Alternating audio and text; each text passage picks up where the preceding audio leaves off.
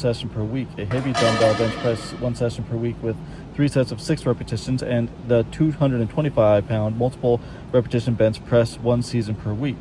For the lower body, both groups perform squat exercises 1 session per week, front squat exercises 1 session per week, step ups 1 session per week, lunges 1 session per week, glute hamstring raises 1 session per week, and Romanian deadlifts 1 session per week. The LP group increased intensity from 70 to 85% of 1RM over the course of the cycle, whereas the APRE group performed the APRE 6RM protocol with the appropriate daily and weekly adjustments to their training resistance. Testing. Subjects participated in their normal strength conditioning program for the off-season.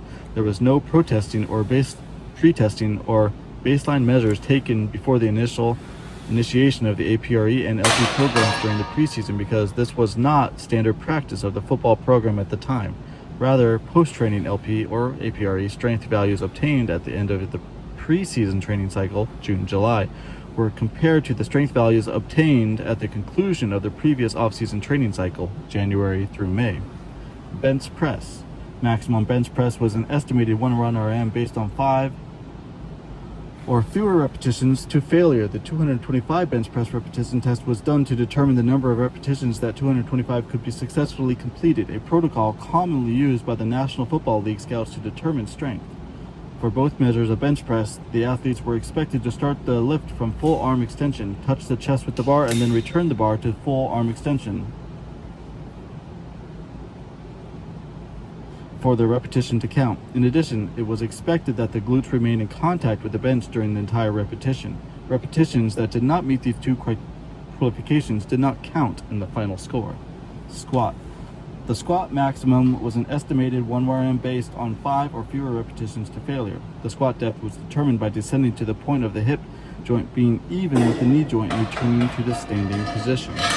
Statistical analysis.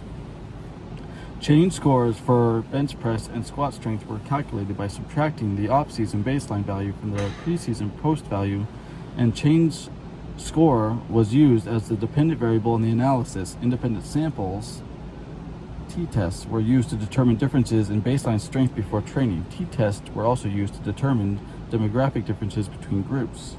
One-way analysis of variance, ANOVA, was used to determine differences in the improvements in bench press, squat, and the bench press repetition test between groups using SPSS V5-15, Chicago, Illinois.